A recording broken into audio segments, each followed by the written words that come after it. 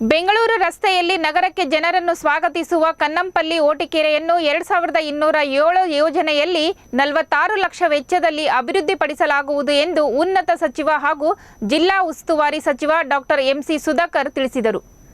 ಚಿಂತಾಮಣಿಯಲ್ಲಿ ಮಾತನಾಡಿದ ಅವರು, ಚಿಂತಾಮಣಿ ಹೊಸಕೋಟೆಯ ಕೆಶಿಪ್ ರಸ್ತೆಯ ನಿರ್ಮಾಣದ ಸಮಯದಲ್ಲೇ ಕೆರೆಯ ಅಭಿವೃದ್ಧಿ ಯೋಜನೆಯನ್ನು ರೂಪಿಸಲಾಗಿತ್ತು. 50 ಲಕ್ಷ ರೂಪಾಯಿ ವೆಚ್ಚದಲ್ಲಿ ಹೂಳು ತೆಗೆಸಲಾಗಿತ್ತು.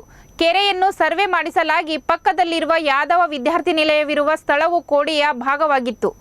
ಯಾದವ್ ವಿದ್ಯಾರ್ಥಿ ನಿಲಯಕ್ಕೆ ಯಾವುದೇ ತೊಂದರೆ ಆಗಬಾರದು ಎಂದು ಕೆರೆಯ ಕೋಡಿಯನ್ನು ಹೊಸದಾಗಿ ರೂಪಿಸಲಾಗಿತ್ತು ಎಂದು ಮಾಹಿತಿ ನೀಡಿದರು. ಇನ್ನು 2012ರಲ್ಲಿ ನಾನು ಶಾಸಕನಾಗಿದ್ದಾಗಲೇ ಕೆರೆ ಅಭಿವೃದ್ಧಿಯ ಕನಸನ್ನು ಕಂಡಿದ್ದೆ.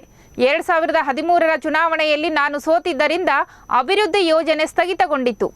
ಮತ್ತೆ ಈಗ ಅವಕಾಶ ದೊರೆತಿರುವುದರಿಂದ ಕೆರೆಯ ಸುತ್ತಲೂ ತಂತಿ ಬೇಲಿಯನ್ನು ಅಳವಡಿಸುವುದು, ರಸ್ತೆಯ ಕೆಡೆಗೆ ಗ್ರಿಲ್ ಅಳವಡಿಸುವುದು, ಸುತ್ತಲೂ ವಾಕಿಂಗ್ ಪಾತ್ ನಿರ್ಮಿಸುವುದು, ಮಧ್ಯದಲ್ಲಿರುವ ದ್ವೀಪವನ್ನು ಅಭಿವೃದ್ಧಿಪಡಿಸುವುದು, ಸುತ್ತಲೂ ಮರಗಿಡಗಳನ್ನು ಬೆಳೆಸುವುದು ಅಭಿವೃದ್ಧಿ ಯೋಜನೆಯಲ್ಲಿ ಸೇರಿದೆ ಎಂದರು. 27 ಅಡಿಯಲ್ಲಿ ಸುಮಾರು 46 ಲಕ್ಷ ರೂಪಾಯಿಯಲ್ಲಿ ಇವತ್ತು ಕನ್ನಂಪಲ್ಲಿಯ ಓಟಿಕೆರೆ ಇದರ ಅಭಿವೃದ್ಧಿಯನ್ನ ನಾವು ಇವತ್ತು ಮಾಡೋದಕ್ಕೆ ಇವತ್ತು ಶಂಕುಸ್ಥಾಪನೆಯನ್ನ ಮಾಡಿದ್ದೀವಿ. ಈ ಒಂದು ಕಾರ್ಯಕ್ರಮದ ವೇದಿಕೆ ಈ ಕೆಶಿಪ್ ರಸ್ತೆ ಮಾಡುವಂತ ಸಂದರ್ಭದಲ್ಲಿ, ಜೋಡಿ ರಸ್ತೆ ಮಾಡುವಂತ ಸಂದರ್ಭದಲ್ಲಿ ಸುಮಾರು 50 ಲಕ್ಷಗಳಿಗೆ ಈ ಓಟಿಕೆರೆಯನ್ನ ಹೂಳು ತೆಗೆಸಿ ಸುತ್ತಲೂ ಫೆನ್ಸಿಂಗ್ ಮಾಡಿ ವಾಕಿಂಗ್ ಮಾಡಬೇಕು ಅಂತ ಹೇಳಿ, ವಾಕಿಂಗ್ ಟ್ರ್ಯಾಕ್ ಮಾಡುವಂಥದ್ದಕ್ಕೆ ಮಾಡಬೇಕು ಅಂತ ಹೇಳಿ ಒಂದು ಹಂತದಲ್ಲಿ ಒಂದು ಪ್ರಯತ್ನ ಮಾಡಿ, ಇಲ್ಲಿ ಒಂದು ವಿಶೇಷ ಅಥವಾ ಒಂದು ಬದಲಾವಣೆ ಏನಂದ್ರೆ, ಇದು ಹಿಂದೆ ಬಹಳ ವರ್ಷಗಳ ಹಿಂದೆ ಆಗಿರ್ತಕ್ಕಂಥ ಕೆರೆ. ಆದ್ರೆ ಕೆರೆ ಮಾಡುವಂತ ಸಂದರ್ಭದಲ್ಲಿ ಕೆರೆ ಮರವೆಯನ್ನ ಸ್ವಲ್ಪ ಕೆಳಗೆ ಮಾಡಿದ್ದಾರೆ. ಆದ್ರೆ ನಾವು ಈ ಕೆರೆ ಅಭಿವೃದ್ಧಿ ಪಡಿಸುವಂತ ಸಂದರ್ಭದಲ್ಲಿ ಸರ್ವೆ ಮಾಡಿದಾಗ ಯಾದವ ಹಾಸ್ಟೆಲ್ಗೆ ಏನು ಜಮೀನಿದೆ ಆ ಜಮೀನು ವ್ಯಾಪ್ತಿ ಒಳಗೆ ಈ ಕೆರೆ ಮರವೆ ಬರ್ತಾ ಇತ್ತು. ಹಿಂದೇನು ನಮ್ಮ ಮೇಲೆ ಇಲ್ಲ ಸಲ್ಲದ ಅಪಪ್ರಚಾರಗಳನ್ನ ಮಾಡಿ ನಮಗೆ ಕಳಂಕ ತರುವಂತ ಪ್ರಯತ್ನಗಳನ್ನ ಮಾಡಿದ್ರು.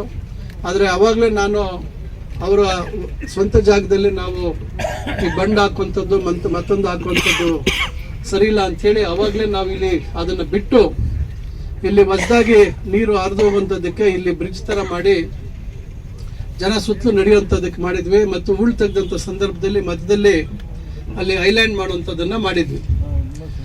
ನಂತರ ಬಹುಶಃ 1.5 ವರ್ಷದಿಂದ ಧರ್ಮಸ್ಥಳ ಅಭಿವೃದ್ಧಿ, ನಮ್ಮ ಧರ್ಮಸ್ಥಳ ಕ್ಷೇಮ ಅಭಿವೃದ್ಧಿನ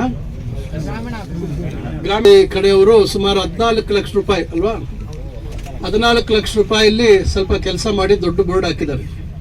ಹಿಂದೆ ನಾವು ಖರ್ಚು ಮಾಡಿದ್ದಷ್ಟು 50 ಲಕ್ಷ, ಧರ್ಮಸ್ಥಳದವರು ಖರ್ಚು ಮಾಡಿರೋದು 14 ಲಕ್ಷ. ಬಹಳ ದೊಡ್ಡ ಬೋರ್ಡ್ ಹಾಕಿದ್ದಾರೆ. ಅವರು ಮಾಡಿರ್ತಕ್ಕಂಥದ್ದು ಸೈಡಲ್ಲಿ ಮಣ್ಣು ಹಾಕಿ ಅದಕ್ಕೆ ರಿವಿಟ್ಮೆಂಟ್ ಕಟ್ಟಿದ್ದಾರೆ. ಆದ್ರೆ ಅಲ್ಲಿರ್ತಕ್ಕಂಥ ಮೋರಿಗಳು ಯಾವುದು ದೊಡ್ಡದು ಮಾಡಿಲ್ಲ. ಅದಕ್ಕೆ ಮೇಲಿಂದ ಮೋರಿಗಳಿದಾವೆ. ಆ ಮೋರಿಗಳನ್ನ ಅಗಲ ಮಾಡುವಂಥದ್ದು, ಅಂದ್ರೆ ಈಗೇನು ವಾಕಿಂಗ್ ಟ್ರ್ಯಾಕ್ ಮಾಡಬೇಕು ಅಂತಿದೀವಿ, ಒಂದ್ಸತಿ ಆ ಮೂಲೆಯಲ್ಲಿ ಒಳಗೆ ಬಂದ್ರೆ ಇಡೀ ಒಂದು ಸುತ್ತ ಹಾಕ್ಬೋದು. ಮತ್ತು ಈ ಐಲ್ಯಾಂಡ್ ಏನ್ ಮಾಡಿದೀವಿ, ಐಲ್ಯಾಂಡ್ಗೆ ಒಂದು ಪೈಪ್, ಕೆಳಗಡೆ ಪೈಪ್ ಹಾಕ್ಸಿ ಮೇಲಿಂದ ಕನೆಕ್ಷನ್ ಮಾಡಿ ನೀರು ಸುತ್ತಲೂ ಹೋಗೋಂಗೆ, ಈ ನಾಳೆ ಬೆಳಿಗ್ಗೆ ವಾಕಿಂಗ್ ಮಾಡುವಂಥವ್ರು ಬೆಳಿಗ್ಗೆನೆ ಬಂದು ಸುತ್ತಲೂ ರೌಂಡ್ ಹಾಕಿ ಐಲ್ಯಾಂಡ್ ಅಲ್ಲಿ ಹೋಗಿ ಬೇಕಾದ್ರೆ ಅಲ್ಲಿ ಒಂದು ಇದು ಕೂಡ ಹಾಕ್ತಾ ಇದೀವಿ, ಪರ್ಗೋಲ ಹಾಕ್ತಾ ಇದೀವಿ. ಮುಂದಿನ ದಿನಗಳಲ್ಲಿ ಗಿಡಗಳು ಹಾಕಿ ಅಲ್ಲಿ ಬೆಳೆಸಿದಾಗ ಫ್ರೀ ಎಕ್ಸರ್ಸೈಸ್ ಮಾಡುವಂಥದ್ದಕ್ಕೆ, ಸ್ಟ್ರೆಚಿಂಗ್ ಮಾಡುವಂಥದ್ದಕ್ಕೆ, ಈ ರೀತಿ ವಾಯುವಿಹಾರಕ್ಕೆ ಬರ್ತಕ್ಕಂಥವ್ರಿಗೆ ಅನುಕೂಲ ಆಗಲಿ ಅಂತ ಹೇಳಿ ಇಲ್ಲೂ ಅಷ್ಟೇ ಒಂದು ಸೈಡ್ ಪೂರ್ತಿ ಗ್ರಿಲ್ ಹಾಕ್ತಿವಿ. ಕೆರೆ ಕಡೆಗೆ ಫುಲ್ ಗ್ರಿಲ್ ಹಾಕ್ತಿವಿ, ಇಲ್ಲೂ ಗ್ರಿಲ್ ಹಾಕ್ತಿವಿ. ಆಮೇಲೆ ಗಣೇಶ ವಿಸರ್ಜನೆ ಟೈಮಲ್ಲಿ ಏನು ಬರಬೇಕು ಅದಕ್ಕೆ ಇಲ್ಲಿ ಗೇಟ್ ಇಟ್ಬಿಟ್ಟು JCB ಒಳಗೋಗಿ ಅಲ್ಲಿ ಗುಂಡಿ ತೆಗಿಲಿಕ್ಕೆ ಅಥವಾ ಅದನ್ನ ಜನ ಹೋಗಕ್ಕೆ ಬರೋದಕ್ಕೆ ಅಲ್ಲೂ ವ್ಯವಸ್ಥೆ ಮಾಡ್ತೀವಿ. ಇಲ್ಲಿ ಜನ ನಿಂತ್ಕೊಂಡು ನೋಡೋದಕ್ಕೂ ಗ್ರಿಲ್ ಹಾಕಿದ್ದಾಗ ಯಾರಿಗೂ ನಾಳೆ ನೀರೊಳಗೆ ಬೀಳುವಂಥದ್ದು ಮತ್ತೊಂದು ಆಗದೆ ಇರುವಂಥದ್ದು, ಇವೆಲ್ಲ ನಾನು 12 ವರ್ಷಗಳ ಹಿಂದೆ ಪ್ಲಾನ್ ಹಾಕಿದ್ದು. ಆದ್ರೆ ಈಗ ಅದೆಲ್ಲ ಹೆಚ್ಚು ಮಾತಾಡಕ್ ಹೋಗಲ್ಲ. 10 ವರ್ಷ ಏನಾಗಿದೆ ಅನ್ನೋದು ನಿಮ್ಗೆಲ್ರಿಗೂ ಗೊತ್ತಿದೆ. ಈಗ ಅವಕಾಶ ಸಿಕ್ತು.